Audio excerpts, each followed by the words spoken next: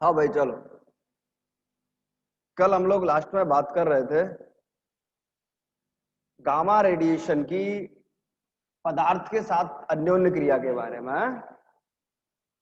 और उस gamma radiation की पदार्थ के साथ अन्योन्य क्रिया में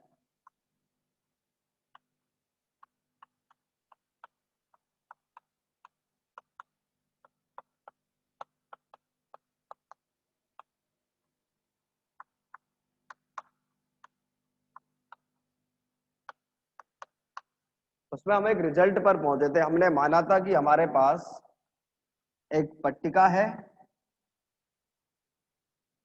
एक्स मोटाई की, और इस एक्स मोटाई की पट्टिका में आई नॉट तीव्रता के विकिरण आपतित होते हैं, और बाहर निकलने वाले जो विकिरण है उनकी तीव्रता क्या है? आई है, इंटेंसिटी आई है। तो इस इंटेंसिटी का जो वैल्यू आया था आई equal to I naught e की power minus k mu x. और हमने एक बात कही थी, ये जो म्यू है ये लीनियर अटेन्युएशन कोएफिशिएंट होता है। लीनियर अटेन्युएशन कोएफिशिएंट, इसको हमने क्षीणन गुणांक बोला था। ठीक, फिर अपन ने एक बात कही थी, याद है, म्यू इक्वल टू 1/x। अगर अपन म्यू का वैल्यू पट्टिका की मोटाई के व्युत्क्रम के बराबर ले लें तो उस कंडीशन में I equal to I naught over e means 37% of I naught. अच्छा देखो, इसमें जरा एक और बात करते हैं। एक वैल्यू आती है हाफ थिकनेस।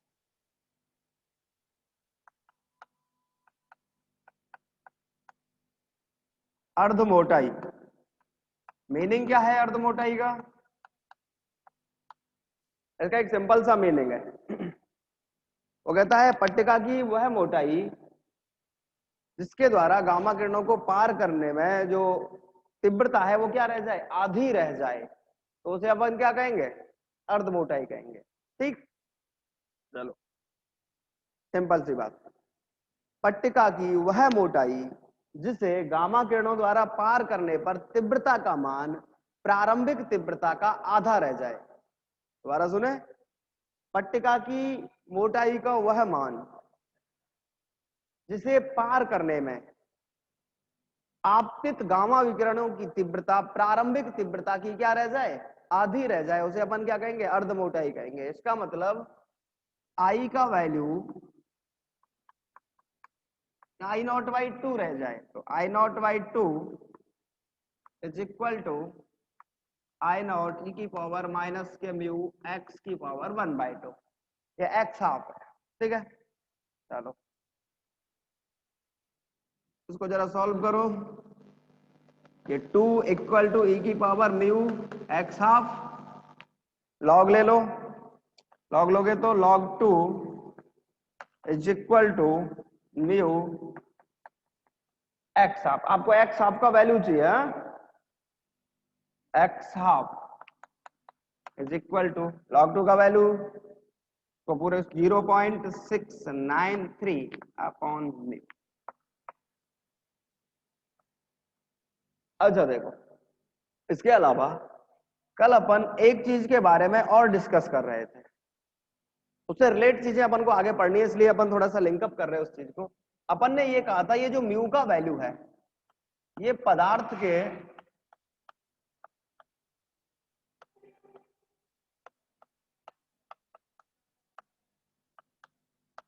घनत्व पर निर्भर करता है। जो म्यू का जो वैल्यू है वो जो मैटर है उसके डेंसिटी पर क्या करता है? डिपेंड करता है। अगर पदार्थ के घनत्व पर निर्भर करेगा ये, तो इसका मीनिंग क्या है? इसका मीनिंग यह है कि जैसे अपन मान लो एग्जांपल के तौर पर बात करें, एक तो वाटर, आइस और वेपर, ये तीनों का जो केमिकल कंपोजिशन है वो तो सिंपल है, H2O ही है तीनों में। लेकिन तीनों के लिए म्यू का जो वैल्यू आता है वो तीनों के लिए क्या आता है? डिफरेंट डिफरेंट आता है।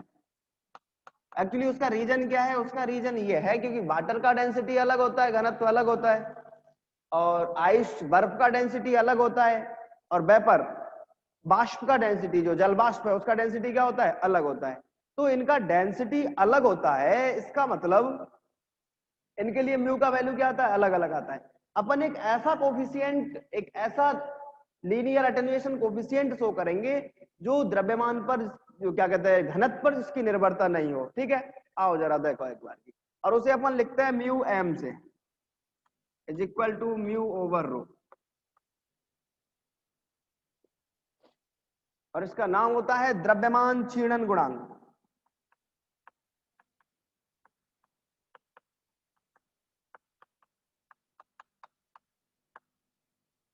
अगर इसके वैल्यू के बारे में बात करें अपन, mu m is equal to n naught sigma upon ए।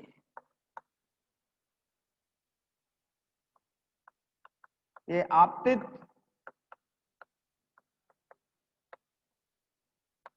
विकिरण की संख्या है सिग्मा, ये अनुप्रस्थ काट है। अनुप्रस्थ काट का मतलब उसकी प्रोबेबिलिटी है, और ए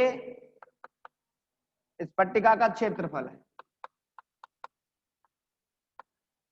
और ये द्रव्यमान क्षीणन गुणांक का क्या होता है? फॉर्मूला होता है। ठीक है, अगर इसके बेसिस पर बात करें तो इंटेंसिटी का जो वैल्यू होगा, तीव्रता का जो मान होगा, वो आई equal to I naught e की power minus k mu M.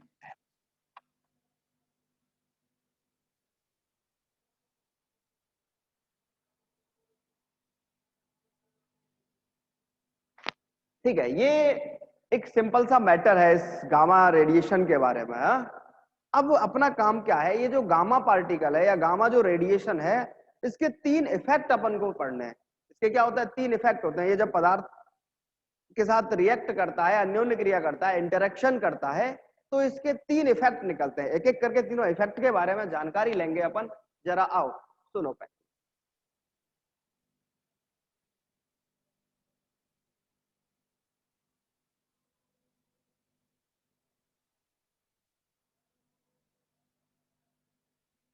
और वो इफेक्ट क्या है देखो जरा।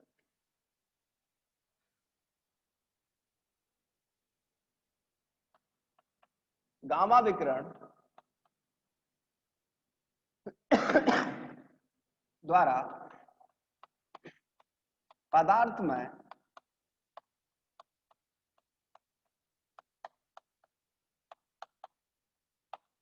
अन्योन्य क्रिया के प्रभाव,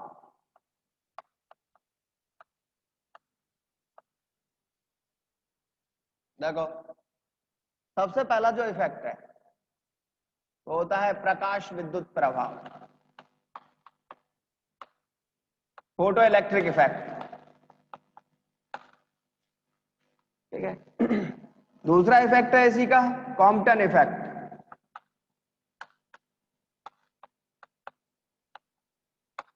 और तीसरा प्रभाव है इसी का पेयर प्रोडक्शन, युग्म उत्पादन।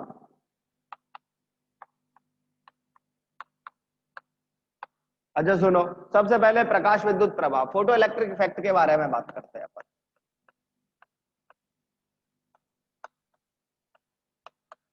देखो आप लोगों ने पहले भी पढ़ा है फोटो इलेक्ट्रिक इफेक्ट के बारे में, 12th क्लास में ही पढ़ लेते हैं इसके बारे में नॉर्मली। तो न्यूक्लियर फिजिक्स का जो एक चैप्टर आता है वहां, उसमें पढ़ते हैं फोटो इलेक्ट्रिक इफेक्ट। जनरली क्या होता है फोटो इलेक्ट्रिक इफेक्ट में, हमारे पास कोई मेटल, कोई धातु होती है, उस पर जैसे ही गामा रेडिएशन को क्या किया जाता है? आपतित किया जाता है। तो ये मेटल गामा रेडिएशन को क्या कर लेता है? एब्जॉर्ब कर लेता है, और इससे इलेक्ट्रॉन का क्या होता है? उत्सर्जन। सिंपल सी बात। हमारे पास कोई क्या होता है? कोई धातु, कैथोड, कोई धातु, दोनों ही बातें कहता है वो। जैसे ही इस पर प्रकाश आपतित किया जाता है या फोटोन आपतित किया जाता है, क्योंकि फोटोन क्या है? गामा रेडिएशन फोटोन का ही काम करता है। जैसे ही गामा फोटोन को मेटल पर आपतित किया जाता है, तो मेटल क्या करता है? इसको एब्जॉर्ब कर लेता है, और एब्जॉर्ब करने के बाद ये क्या करता है? इलेक्ट्रॉन का उत्सर्जन कर देता है। ठीक है, अच्छा, इलेक्ट्रॉन के उत्सर्जन के लिए जो ऊर्जा का मान है उसे अपन एक वर्ड बोलते हैं कार्यफलन। अगर कार्यफलन के बराबर ऊर्जा, कार्यफलन का मतलब धातु पृष्ठ से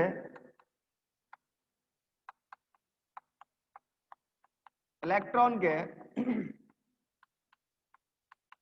उत्सर्जन के लिए आवश्यक ऊर्जा,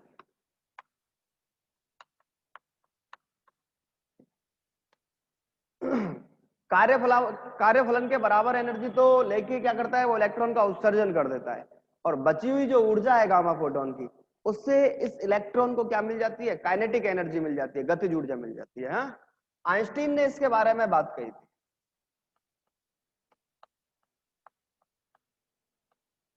फोटो इलेक्ट्रिक इफेक्ट के बारे में जो जानकारी थी वो किसने दी थी, आइंस्टीन ने। वहां एक वर्ड और एक टर्म और पढ़ते हो आप, वो कहता है कि जब दहली ऊर्जा से अधिक ऊर्जा का फोटोन, दहली ऊर्जा थ्रेशोल्ड एनर्जी,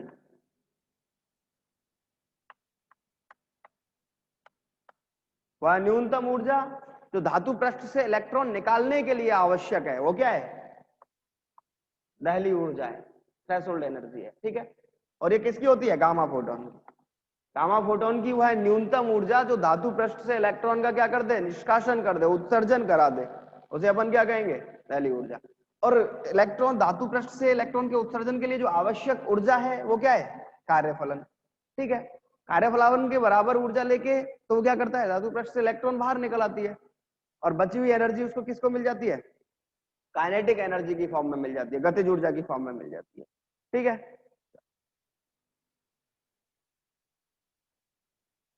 अच्छा, एक और जानकारी की बात जो इसके बारे में करते हैं वो ये है, वो कहता है ये जो इलेक्ट्रॉन है फोटो इलेक्ट्रिक इफेक्ट में, ये गामा फोटोन जो रिएक्ट करता है ये मुक्त इलेक्ट्रॉन के साथ नहीं होता। मीन्स किसी धातु पृष्ठ से मुक्त इलेक्ट्रॉन को बाहर नहीं निकाला जाता, उससे किसको बाहर निकाला जाता है, बद्ध इलेक्ट्रॉन को।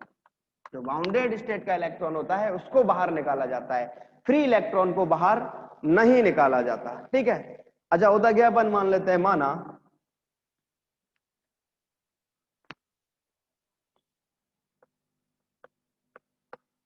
आपतित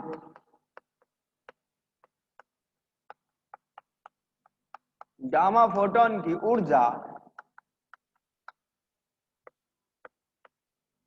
एच न्यू है। ठीक,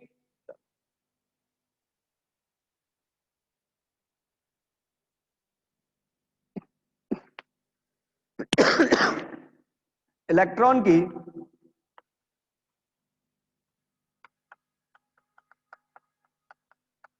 बाइंडिंग एनर्जी ईबी मान लेते हैं, एवं उत्सर्जित इलेक्ट्रॉन की गतिज ऊर्जा अपन मान लेते हैं ये क्या है, ई के है। इसका मतलब एच न्यू का जो वैल्यू है वो ईबी प्लस ई के, और यही ईबी क्या होता है, फाई, वर्क फंक्शन के बराबर होता है, कार्यफलन के बराबर, तो फाई प्लस ई के। इसका मतलब अगर आपको इलेक्ट्रॉन की काइनेटिक एनर्जी चाहिए तो h nu minus five.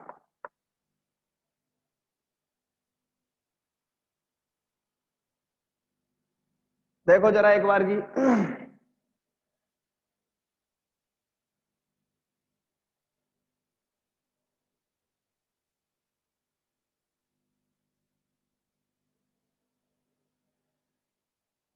Energy, Delhi ऊर्जा, थ्रेशोल्ड एनर्जी का मतलब क्या है, गामा फोटोन की वह न्यूनतम ऊर्जा जो धातु पृष्ठ से इलेक्ट्रॉन निकाले उसे अपन क्या कहेंगे, थ्रेशोल्ड एनर्जी।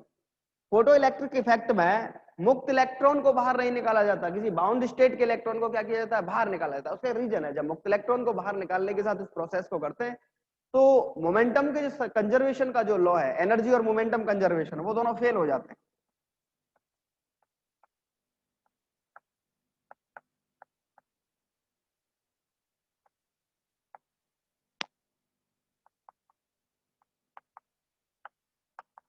ऊर्जा और ऊर्जा और उसका संवेग का जो संरक्षण है वो क्या हो जाता है, फेल हो जाता है। और ये जो इक्वेशन होता है, अपन ने माना आपतित गामा फोटोन की ऊर्जा कितनी है, एच न्यू है, इलेक्ट्रॉन की बाइंडिंग एनर्जी ईवी जो कार्य फलन के बराबर होती है, और उत्सर्जित इलेक्ट्रॉन की गतिज ऊर्जा ई के। तो एच न्यू का value eV plus E K equal to 5 plus E K, E K equal to h nu minus 5, और इसे अपन क्या कहते हैं, आइंस्टाइन एनर्जी इक्वेशन, आइंस्टाइन का ऊर्जा समीकरण होता है।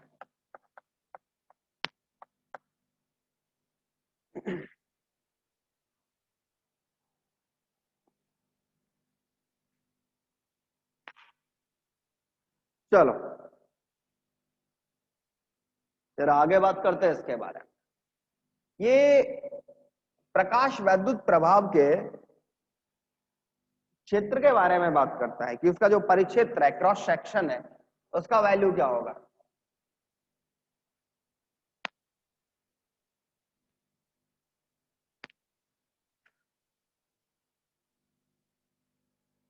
सुनो जरा, माना जो भी पदार्थ आप लोग ले रहे हो जिसके साथ गामा फोटोन क्या करता है, इंटरेक्ट करता है, माना पदार्थ के परमाणु का परमाणु क्रमांक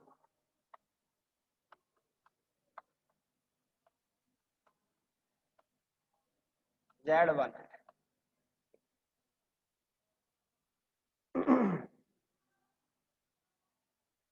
इस स्थिति में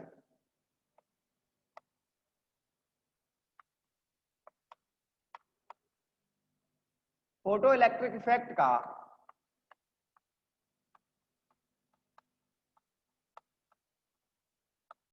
परिक्षेत्र, क्रॉस सेक्शन, इसको अपन डिनोट करते हैं सिग्मा पी से, और ये सिग्मा पी का वैल्यू प्रोपोर्शनल होता है जेड की पावर एन अपॉन ई की पावर 3.5। और इसको जब सॉल्व करते हैं तो sigma P is equal to कोई कांस्टेंट टर्म आती है, वो यहां इसको सीधे कांस्टेंट ही यूज करता है कि ये कांस्टेंट टर्म है हमारे पास इनटू Z1 की पावर n अपॉन ई की पावर 3.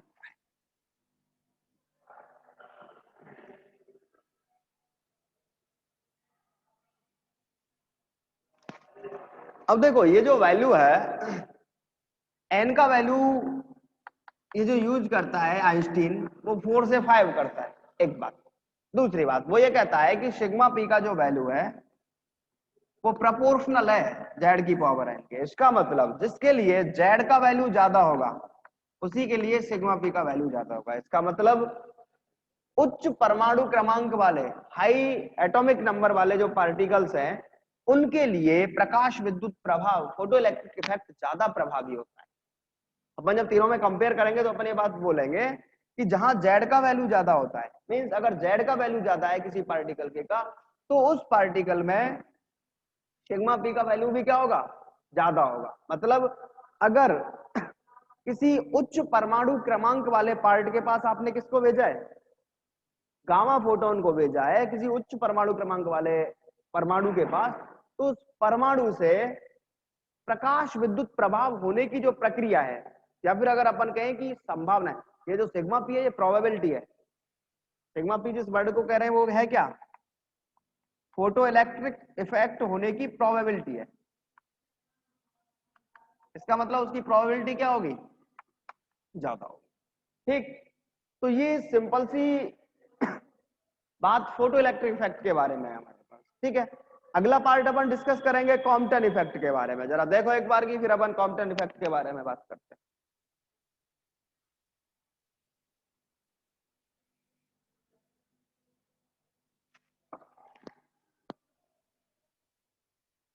आगे बात करें, बोलो।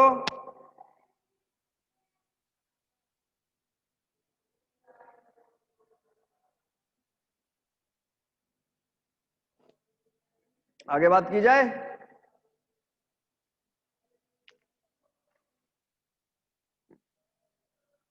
चल,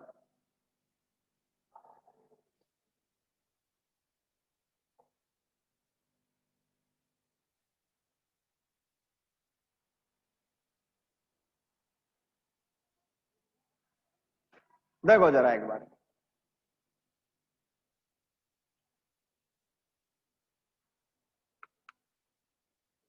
कॉम्पटन प्रभाव,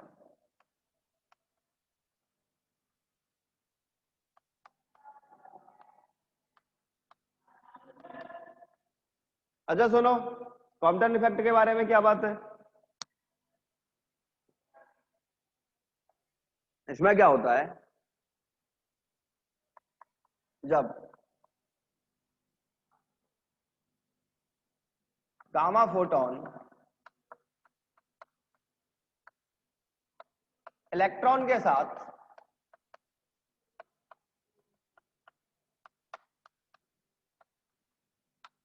अन्योन्य क्रिया करता है, पूरे प्रोसेस में क्या होता है, गामा फोटोन इलेक्ट्रॉन के साथ क्या करता है, इंटरेक्शन करता है।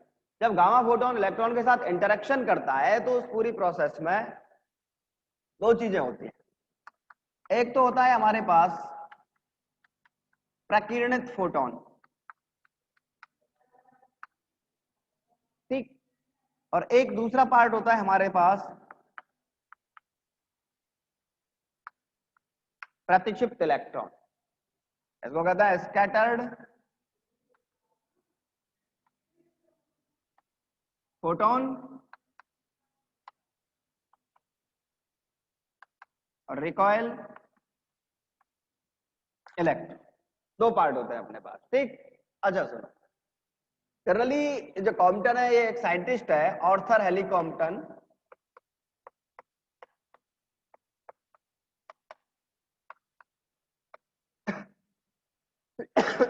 इसके द्वारा अपन, इसने एक पार्ट यूज करते हैं अपन, कॉम्पटन तरंग दैर्ध्य, लैम्बडा सी बोलेंगे, वो होता है H/m0। और एक और पार्ट यूज होगा जिसको अपन कहेंगे कॉम्पटन शिफ्ट। इन दो पार्ट के बारे में इससे क्या करेंगे, डिस्कस करेंगे, ठीक है। सिंपली बात, जब फोटोन इलेक्ट्रॉन के साथ इंटरेक्ट करेगा तो एक ऐसी पोजीशन हमारे पास होगी, जरा डायग्राम के थ्रू अपन उस सारे प्रोसेस को समझते हैं, होता क्या है उस पूरे पार्ट में।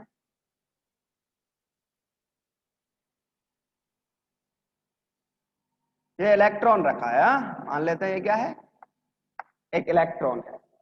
इलेक्ट्रॉन का रेस्ट मास एनर्जी m0c², ठीक है, स्थिर अवस्था में रखा है।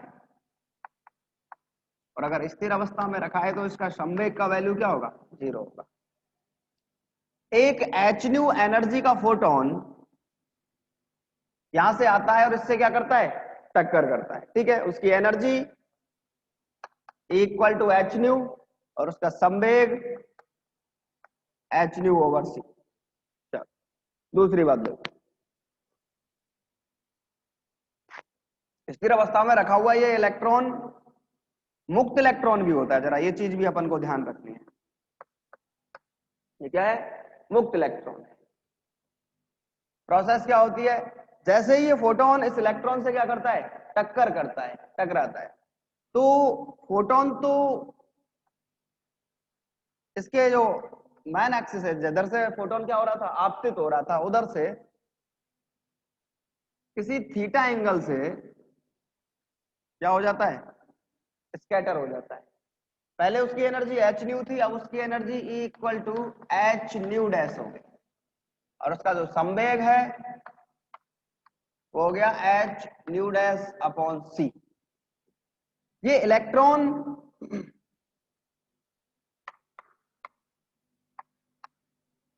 किसी फाई एंगल पर क्या हो जाता है, प्रतिक्षिप्त हो जाता है। प्रतिक्षिप्त का मतलब अपनी पोजीशन से हट जाना, रिकॉइल हो जाता है।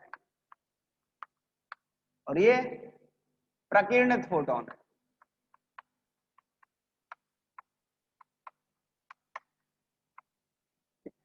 और यहां इसकी जो एनर्जी है E t square c square plus m naught square C4, क्योंकि अब तो इसके पास क्या होती है, काइनेटिक एनर्जी भी होती है, गतिज ऊर्जा भी होती है। तो अपन इस पूरे प्रोसेस के बारे में बात करेंगे। अपन क्या करेंगे, अपन सिंपल सा संवेग के संरक्षण का नियम लगाएंगे। एक्स डायरेक्शन में संवेग का संरक्षण, वाई डायरेक्शन में संवेग का संरक्षण। एक्स और वाई डायरेक्शन में मोमेंटम के कंजर्वेशन के बारे में बात करेंगे और फिर आगे अपना प्रोसेस करते हैं। एक बार की रिजॉइन करो और फिर आगे बात कर लेते हैं अपन।